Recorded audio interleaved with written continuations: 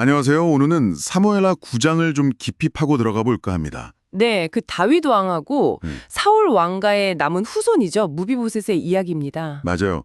다윗이 이제 왕이 되고 나서 어느 날 묻잖아요. 사울의 집에 아직도 남은 사람이 있느냐? 그러면서 내가 요나단 때문에 그 사람한테 은총을 베풀고 싶다. 이렇게 말이죠.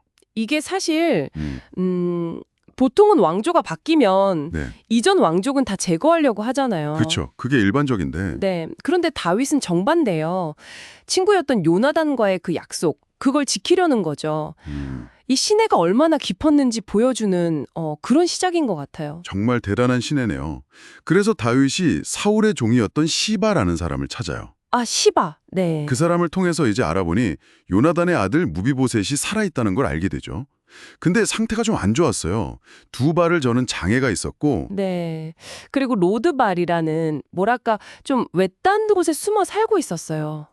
마길의 아들 암미엘의 집에요. 그러니까 완전히 권력의 중심에서 벗어나서 조용히 지내고 있었던 거네요. 그렇죠. 그랬는데 다윗이 그를 왕궁으로 부릅니다. 와, 무비보셋은 진짜 어떤 심정이었을까요? 갑자기 왕이 부르니까. 아유, 아마 엄청난 공포에 휩싸였을 거예요. 자기 할아버지 사울이 다윗을 어떻게 대했는지 생각하면 이제 죽었구나 했을 수도 있죠. 네, 그래서 다윗 앞에 딱 나아가서 두려움에 떨면서 막 엎드리잖아요. 네, 자신의 운명을 예감했을지도 모르죠. 그런데 다윗의 첫 마디가 진짜 예상 밖이었어요. 무서워하지 마라.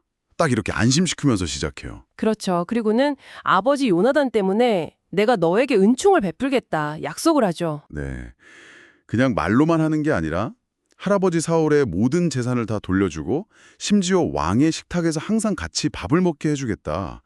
와, 이건 정말 파격적인데요? 정말 파격적이죠. 그러니까 무디보셋의 반응이 이해가 가요. 아니, 이 종이 뭔데? 왕께서 죽은 개 같은 저를 돌아보십니까? 이렇게 말하잖아요. 네, 그 표현이 참... 이게 그냥 겸손이 아니라 당시 자신의 처지, 또 정치적인 상황 속에서 느꼈을 그 불안감, 뭐 그런 것들이 다 담겨 있는 거죠. 그리고 다윗의 호의가 얼마나 상상 이상이었는지를 보여주는 말이기도 하고요. 맞아요.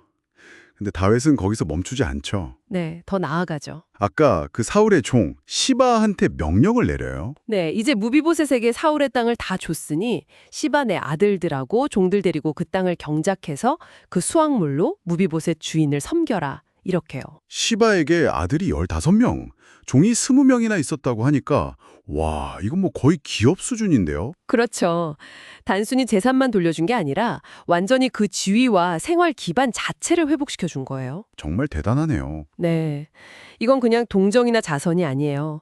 무비보셋을 왕족으로, 왕자처럼 대우하겠다는 공식적인 선언 같은 거죠. 왕의 식탁에서 같이 식사하게 하고 네. 장애가 있음에도 불구하고 수도인 예루살렘에 살게 하고요.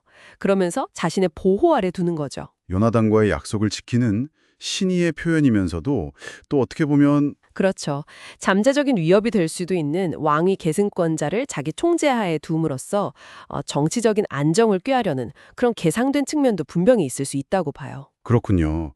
또 무비보셋에게 어린 아들 미가가 있었다는 것도 나오잖아요. 네, 맞아요. 그건 이 관계가 다음 세대까지도 이어질 수 있다는 걸 보여주는 또 하나의 장치일 수도 있고요. 자, 그럼 정리해보면 사무엘하 9장은 다윗이 과거의 어떤 적대 관계나 정치적 계산을 넘어서서 친구 요나단과의 약속을 지키기 위해 그의 아들 무비보셋에게 정말 상상 이상의 큰 은혜를 베푸는 이야기네요. 네, 재산, 지위, 그리고 인간적인 존엄성까지 다 회복시켜 준 거죠. 정말 감동적인 이야기인데 네, 이 이야기는 약속이 얼마나 중요한지 또 신혜가 어떤 가치를 지니는지 보여주는 동시에 예상치 못한 자비가 한 사람의 인생을 완전히 바꿀 수도 있다는 것을 생각해 만들죠. 특히 그 다윗의 행동이 순수한 마음이었을까? 아니면 어떤 정치적인 계산이 있었을까? 이렇게 딱 잘라 말하기 어려운 그 복합적인 면이 더 깊은 생각을 하게 만드는 것 같아요. 맞습니다. 그런 점들이 더 흥미로운 지점이죠. 당신의 삶 속에서는 혹시 오랫동안 지켜온 약속 같은 게 있나요? 아니면 누군가에게 정말 예상치 못한 큰 친절을 받아본 경험은요? 때로는 그 이유가 단순하지 않을 수도 있겠지만 결과적으로 한 사람의 삶에 빛을 가져다 준 그런 행동의 의미에 대해서 잠시 생각해 보는 것도 좋을 것 같습니다.